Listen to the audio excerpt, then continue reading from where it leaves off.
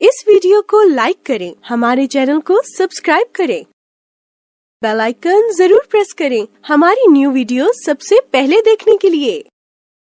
Subscribe करने के बाद ना घंटी बजा देना, ताकि जब भी मैं कोई न्यू वीडियो अपलोड करूं तो तुम्हारे फोन की घंटी भी बजे।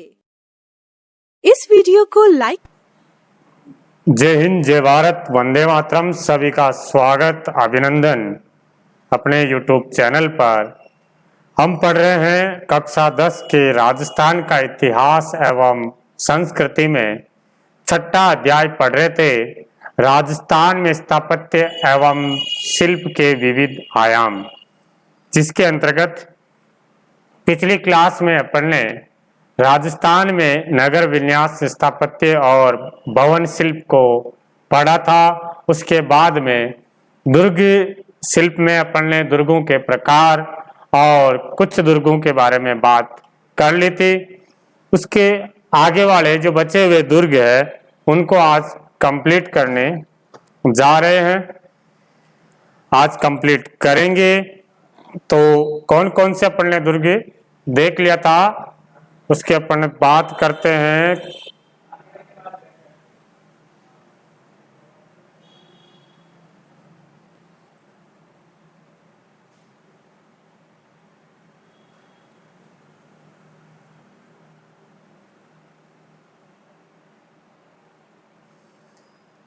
तो इसमें अपन ने चित्तौड़गढ़, कुंभलगढ़, रणथंभौर दुर्ग, सिवाना दुर्ग, तारागढ़ का किला बूंदी, नारगढ़, तारागढ़ अजमेर, मेहरानगढ़ और चूरू का किला तक अपन ने पढ़ लिया था। उसके आगे आज अपन पढ़ेंगे, जिसमें आज जो पहला पढ़ रहे हैं वो है अकबर का किला अजमेर। अकबर का किला अजमेर।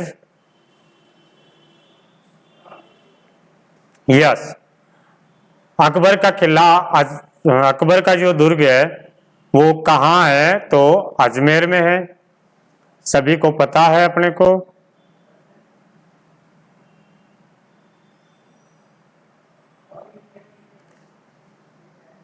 अकबर ने अजमेर नगर के मध्य 1571 से 72 ईस्वी के दौरान इस दुर्ग का निर्माण करवाया है।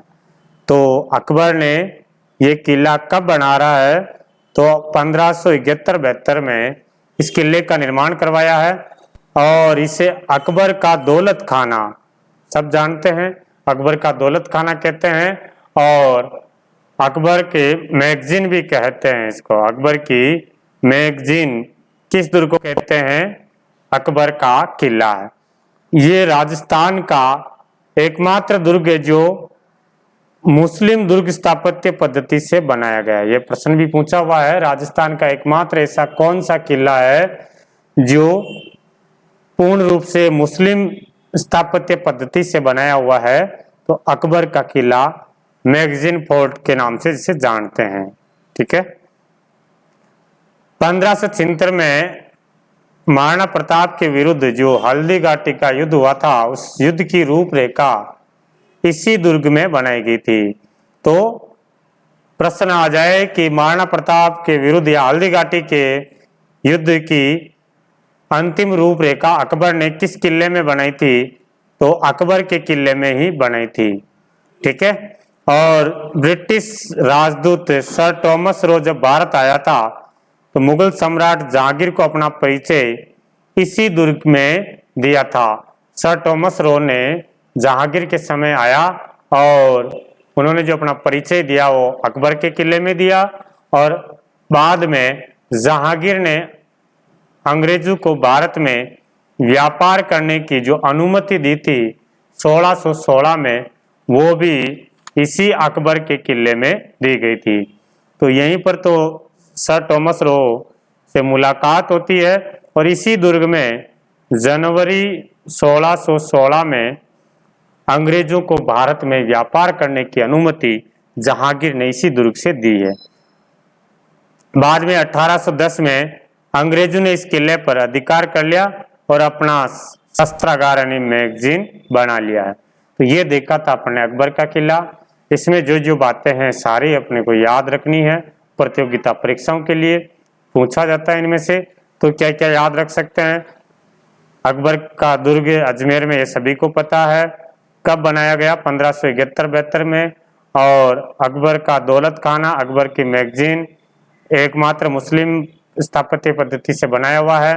हल्दी घाटी युद्ध की रूपरेखा इसी में बनाई थी। और टॉमस रो को भारत में आया और यहीं पर मुलाकात की थी सर टॉमस रो ने, और भारत में इनको व्यापार करने की जो अनुमति भी इसी दुर्ग में दी है। और 1801 में अंग्रेजों ने इस किले पर अधिकार करके शस्त्रागार बना दिया था। ठीक है, सिंपल बातें ही दे रखी है, याद रहे जैसी, और याद हो गया होगा। अगला दुर्ग है जूनागढ़ दुर्ग। जूनागढ़ दुर्ग कहाँ है? जूनागढ़ बीकानेर में। इस दुर्ग की नींव बीकानेर के महाराजा राय सिंह ने 1589 में इसकी नींव रखी थी। तो सन आपको याद रखनी है। एक तो महाराजा राय सिंह इस दुर्ग को बना रहे हैं, और कब बना रहे हैं? 1589 में इस दुर्ग की नींव रखी थी। फिर बात करें दुर्ग की प्राचीर एवं अधिकतर निर्माण का जो कार्य लाल पत्थरों से हुआ है, इसलिए इसको लालगढ़ भी कहा जाता है। लालगढ़, लालगढ़ किसे कहा जाता है? जूनागढ़। तो इसका जो निर्माण है वो लाल पत्थरों से हुआ है, इसीलिए इसको लालगढ़ कहा जाता है। दुर्ग में आंतरिक द्वार सूरजपोल, आंतरिक जो द्वार है वो सूरजपोल दरवाजे पर इस दुर्ग के संस्थापक राजा राय सिंह की प्रशस्ति उत्कीर्ण है। तो राय प्रशस्ति आ जाए, देखो राज प्रशस्ति आती है, राज्य प्रशस्ति वो राजसमंद झील की पाल पर है। राजसमंद झील के जो उत्तरी भाग है नौचौक की पाल पर राज प्रशस्ति है। और राय प्रशस्ति आ जाए, राय प्रशस्ति, तो राय प्रशस्ति बीकानेर में जूनागढ़ फोर्ट के सूरजपोल पर उत्कीर्ण है। सूरजपोल के दोनों तरफ चित्तौड़ के साके में, जो चित्तौड़ का तीसरा साका होता 1568 में, उस समय वीर गति को पाने वाले दो इतिहास वीर योद्धा जयमल मेड़तिया और पत्ता सिसोदिया की हाथी पर सवार पत्थर की मूर्तियां लगी हुई है। तो जयमल मेड़तिया और पत्ता सिसोदिया की हाथी पर सवार पत्थर की मूर्तियां कहाँ लगाई गई है, कौन से दुर्ग में लगी हुई है? तो बताएंगे बीकानेर के जूनागढ़ फोर्ट के सूरजपोल पर लगी हुई है। उसके अलावा रतन निवास है, रंग महल। रतन निवास बीकानेर के शासक हुए थे रतन सिंह जी, उन्होंने जो महल बनाए थे उसको रतन निवास कहते हैं। रंग महल है, कर्ण सिंह ने कर्ण महल बनाए, अनूप सिंह ने अनूप महल बनाए। छत्र निवास, लाल निवास, सरदार सिंह ने सरदार निवास बनाया। चीनी बुर्ज, सुनहरी बुर्ज और विक्रम विलास आदि इस दुर्ग में स्थित प्रमुख निर्माण है। ये रह जाता है अपना, ये हो जाता है जूनागढ़ दुर्ग बीकानेर वाला। अगला दुर्ग की बात करें, नेक्स्ट दुर्ग है भैंसरोडगढ़ का किला। भैंसरोडगढ़ का किला कहाँ है? भैंसरोडगढ़ का किला चित्तौड़गढ़ में है। चित्तौड़गढ़ में भैंसरोडगढ़, ये चंबल और ब्राह्मणी नदी के संगम पर बना हुआ है, यानी ये जल दुर्ग की श्रेणी में आता है। तो भैंसरोडगढ़ दुर्ग किन दो नदियों के संगम पर बना हुआ है? तो बताएंगे चित्तौड़गढ़ दुर्ग चंबल और ब्राह्मणी नदी के संगम पर बना हुआ है। कर्नल जेम्स टोड के अनुसार इस किले का जो निर्माण है भैंसा शाह नामक व्यापारी और रोड़ाचारण ने पर्वतीय लुटेरों से व्यापारिक काफिले की रक्षा हेतु इसका निर्माण करवाया था। कर्नल जेम्स टोड जी बता रहे हैं कि ये अपना राजस्थान है और यहाँ पर भैंसरोडगढ़ दुर्ग बना हुआ है। जब भैंसा साहब व्यापारी और रोडाचारण जी ये दक्षिण भारत में जाते थे व्यापार करने के लिए, जब व्यापार करके वापस लौट रहे होते हैं तो यहाँ पर चंबल जो बिहार क्षेत्र है, यहाँ जब रात्रि के समय रुकते थे तो चंबल के जो लुटेरे होते थे वो इनको लूट लेते थे। तो इन लुटेरों से बचने के लिए इन्होंने भैंसरोडगढ़ दुर्ग का निर्माण करवाया था। डोड शाखा के परमाणु राठौड़ों, सक्तावतों और चुंडावतों के अधिकार में रहने के बाद ये हाड़ों को मिला है। बाद में परमार यहाँ पर शासन करते हैं। डोड शाखा के परमार कुछ समय के लिए राठौड़ भी यहाँ पर शासन करते हैं, अधिकार में हैं। फिर सक्तावतों के अधिकार में और चुंडावतों के अधिकार में रहता है। कुछ समय के लिए हाड़ों के अधिकार में भी रहा, लेकिन ज्यादातर जो है मेवाड़ के अधिकार में ये भैंसरोडगढ़ दुर्ग रहता है। ओके, और इसे राजस्थान का वेलोर कहा जाता है। राजस्थान का वेलोर, वेलोर तमिलनाडु में जगह पड़ती है। वो भी इसी प्रकार से तीन ओर से पानी से घिरा हुआ है। वेलोर जो स्थान है वैसी विशेषता भैंसरोडगढ़ में भी देखने को मिलती है कि तीनों ओर से पानी से घिरा हुआ है, इसीलिए भैंसरोडगढ़ को राजस्थान का वेलोर कहा जाता है। अगला दुर्ग की बात करें, नेक्स्ट दुर्ग आ रहा है गागरोन का किला। गागरोन का किला कहाँ है? गागरोन का किला तो ये झालावाड़ जिले में है। गागरोन झालावाड़ में है, सबको पता है। फिर आगे बात करें, काली सिंध और आहू नदी के संगम पर ये बना हुआ है। चंबल की सहायक नदी है काली सिंध और काली सिंध की सहायक नदी है आहू। तो काली सिंध और आहू नदी के संगम पर ये गागरोन दुर्ग बना हुआ है।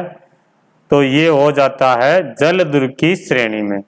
जो नदियों के संगम पर बना हुआ होता है उसको जल दुर्ग कहते हैं।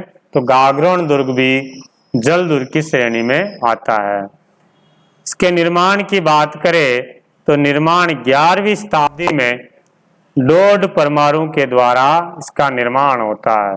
इंपॉर्टेंट प्रश्न है, गागरोन दुर्ग का निर्माण किस वंश के द्वारा हुआ है? तो डोड परमाणु के द्वारा गागरोन दुर्ग का निर्माण किया गया और उनके ही नाम पर इसे डोडगढ़ और दूलरगढ़ भी कहा जाता है।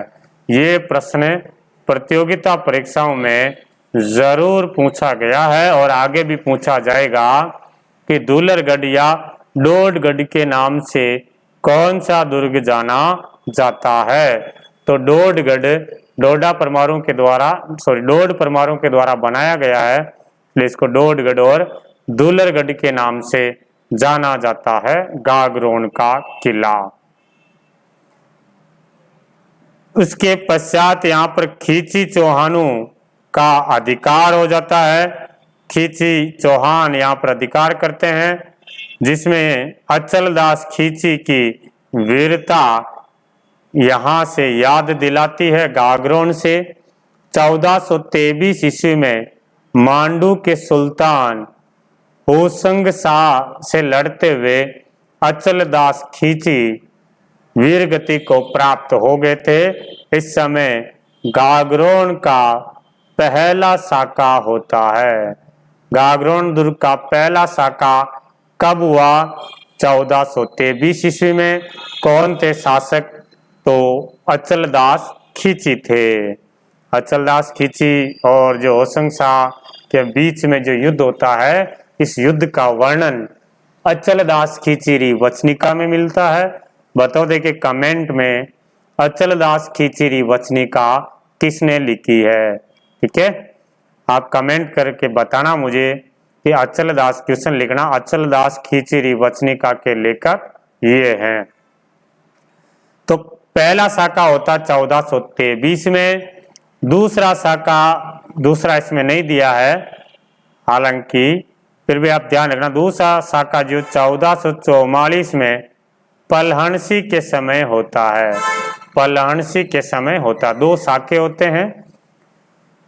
ठीक है, फिर आगे बात करते हैं कि इस दुर्ग में क्या क्या पर्यटन स्थल, देखने लायक स्थल है। तो एक तो संत पीपा की छतरी है। संत पीपा का जन्म इस गागरोन दुर्ग में हुआ था। संत पीपा का मूल नाम प्रताप सिंह थे और गागरोन के वो शासक भी थे। प्रताप सिंह ने राजपाट छोड़ करके रामानंद जी से शिक्षा ग्रहण की और अपना नाम क्या रख दिया, संत पीपा। तो पीपा की जो छतरी बनी हुई है, संत पीपा की छतरी, वो गागरोन दुर्ग में ही बनी हुई है। और सूफी संत मिट्टे साहब की दरगाह, मिट्टे साहब की दरगाह कौन से दुर्ग में है, गागरोन दुर्ग में। और ये किसकी दरगाह, मिट्टे साहब की दरगाह, तो संत हमीदुद्दीन चिश्ती की दरगाह है, संत हमीदुद्दीन चिश्ती की दरगाह है। और औरंगजेब द्वारा निर्मित बुलंद दरवाजा भी इसी किले में स्थित है। तो प्रश्न आ जाए, औरंगजेब द्वारा निर्मित बुलंद दरवाजा कौन से किले में स्थित है, तो बताना ये गागरोन दुर्ग में स्थित है। तो ये देखा अपन ने गागरोन का किला। एक तो नदी याद रखना, किस किस नदी के संगम पर है, काली सिंध और आओ नदी के संगम पर है। जल दुर्ग है, 11वीं शताब्दी में बना हुआ, डोड परमाणु के द्वारा बनाया गया। डोडगढ़ और दुलरगढ़ ये इम्पोर्टेंट है। और खींची चौहानों के अधिकार में रहा है। बाद में अचलदास खींची जी जब शासक बनते हैं तो 1423 में साका होता है। संत पीपा की छतरी, मेटे साहब की दरगाह, और किसकी है ये भी पूछा हुआ है प्रश्न है, तो संत हमीदुद्दीन चिश्ती की है। और औरंगजेब द्वारा निर्मित बुलंद दरवाजा यहाँ पर स्थित है। ये गागरोन का किला है। आगे बात करते, अगला किला जयगढ़ का किला। जयगढ़ का किला कहाँ स्थित है जी, सर आमेर में है। आमेर में मध्यकालीन भारत की प्रमुख सैनिक इमारतों में से जयगढ़ दुर्ग की खास बात यह है कि इसमें तोपें डालने का विशाल कारखाना था। राजस्थान के कौन से किले में तोपें डालने का विशाल कारखाना था, तो बताएंगे जयगढ़ का किला। जो शायद अन्य भारतीय दुर्ग में ऐसा तोप डालने का कारखाना नहीं था। इसी किले में एशिया की सबसे बड़ी तोप जयबान तोप रखी गई है। ठीक है, किसने बनाई थी ये जयबान तोप, तो सवाई जय सिंह ने इस तोप का निर्माण करवाया था, जयबान तोप का। तो एशिया की सबसे बड़ी तोप कौन सी है, जयबान तोप है। कौन से किले में रखी गई है, तो बताएंगे ये जयगढ़ किले में है। जयगढ़ अपने विशाल पानी के टापू के लिए भी जाना जाता है। इस किले के निर्माण एवं विस्तार में विभिन्न कछावा शासकों का योगदान रहता है, परंतु सवाई जय सिंह ने इसे वर्तमान स्वरूप दिया है। अलग अलग शासकों के समय अलग अलग इसमें निर्माण हुआ था। वैसे जो निर्माण शुरू किया था महाराजा मान सिंह ने, जयगढ़ किले का निर्माण शुरू किया था मान सिंह ने, जिसे पूरा किया था मिर्जा राजा जय सिंह ने। मिर्जा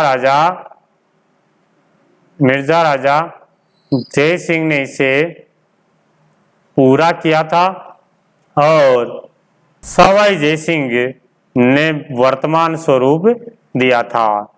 जयगढ़ को रहस्यमय दुर्ग भी कहा जाता है क्योंकि इसमें कई गुप्त सुरंगें। कौन से दुर्ग को रहस्यमय दुर्ग भी कहा जाता है, तो जयगढ़ किले को रहस्यमय दुर्ग भी कहा जाता है। तो जयगढ़ किले में क्या क्या अपने को ध्यान रखना है। एक तो जयगढ़ आमेर जयपुर में है और यहाँ पर तोप डालने का कारखाना था। एशिया की सबसे बड़ी तोप जय बाण तोप रखी गई है और इसका वर्तमान स्वरूप जय सिंह ने इसे रहस्यमय दुर्ग भी कहा जाता है। ये बातें जयगढ़ दुर्ग के अंदर अपने को याद रखनी है। अगला किला है जालोर का किला। जालोर का किला, तो जालोर का जो किला है सोनगिरी पहाड़ी पर स्थित है। एक तो किस पहाड़ी पर स्थित है, तो सोनगिरी पहाड़ी पर स्थित है और किस नदी पर है, तो सूकड़ी नदी के किनारे पर बसा हुआ है। अधीनस्थ सेवा चयन बोर्ड में भी यह प्रश्न आया हुआ है कि जालोर का किला कौन सी नदी के किनारे पर बना हुआ है, तो सूकड़ी नदी के किनारे पर बना हुआ है। शिलालेखों में जालोर का नाम जाबालीपुर और किले का नाम सुवर्णगिरी मिलता है। तो कौन से दुर्ग का नाम सुवर्णगिरी मिलता है, तो जालोर के किले का नाम सुवर्णगिरी मिलता है। सुवर्णगिरी मिलता है। इस किले का निर्माण प्रतिहार शासकों के द्वारा 8वीं शताब्दी में करवाया गया। ठीक है, तो प्रश्न आ जाए जालोर किले का निर्माण किस वंश के द्वारा करवाया गया है। ऑप्शन में आ गया राठौड़ है, चौहान है, प्रतिहार है, चालुक्य है। तो प्रतिहारों के द्वारा इस जालोर दुर्ग का निर्माण किया गया है।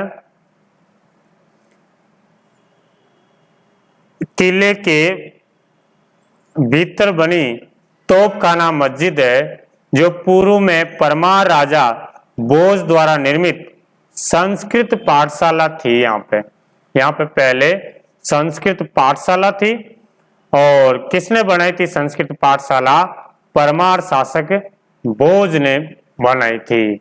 बाद में जब अलाउद्दीन खिलजी ने जालोर के किले पर आक्रमण किया तो उस मस्जिद जो संस्कृत पाठशाला थी उसको मस्जिद का रूप दे दिया और उसे तोपखाना मस्जिद के नाम से जाना जाता है। तो तोपखाना मस्जिद भी इम्पोर्टेंट है। तोपखाना मस्जिद कौन से दुर्ग में है, जालोर दुर्ग में। और यहाँ प्रसिद्ध शासक कानड़ देव चौहान जो 1305 से लेकर 1311 ईस्वी में था और अलाउद्दीन खिलजी से लड़ते हुए वीरगति को प्राप्त हुआ था। कानड़ देव चौहान इस समय जालोर का शाखा होता है, जालोर दुर्ग का शाखा। और अलाउद्दीन खिलजी ने जालोर का नाम जलालाबाद रखा था, जलालाबाद नाम रखा था। तो जालोर में क्या क्या आपको याद रखना, कौन सी पहाड़ी पर है, सोनगिरी पहाड़ी पर। किस नदी पर है, सूकड़ी नदी पर। और जालोर का नाम जाबालीपुर है और इस किले को सुवर्णगिरी कहते हैं। सुवर्णगिरी आ जाए तो जैसलमेर और सुवर्णगिरी आ जाए तो जालोर को है। निर्माण प्रतिहार शासकों के द्वारा।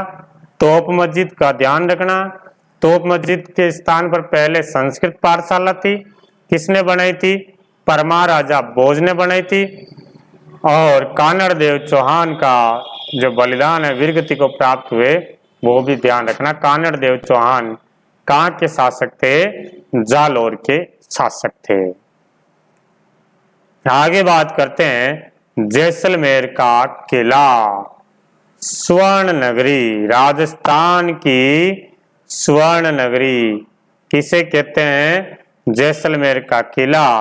और ये कौन सी पहाड़ी पर बना हुआ है, त्रिकुट पहाड़ी पर बना हुआ है। पीले पत्थरों से इसका निर्माण किया गया है। जब पीले पत्थरों पर सूर्य की किरणें पड़ती है तो सोने के समान चमकती है, इसीलिए इसको सोनार का किला कहा जाता है। तो एक तो राजस्थान की स्वर्ण नगरी और त्रिकुट पहाड़ी पर है, पीले पत्थरों से बना हुआ है, सोनार का किला के नाम से जाना जाता है। निर्माण की बात करें तो 1155 में बाटी शासक रावल जैसल ने जैसलमेर किले का निर्माण करवाया, त्रिकुट पहाड़ी पर करवाया है। यह दुर्ग चारों ओर से विशाल मरुस्थल में फैला हुआ है, यानी धानवन दुर्ग की श्रेणी में भी आता है। इसके बारे में कहावत प्रचलित है कि घोड़ा कीजिए काठ का, पग कीजिए पाषाण, बख्तर कीजिए लोहे का, जद पूछे जैसान। यानी आपके पास पत्थर के टांगे हो, पत्थर के पैर हो, लोहे का शरीर हो और काठ यानी लकड़ी के घोड़े पर सवार होकर के आप जैसलमेर पहुंच सकते हैं।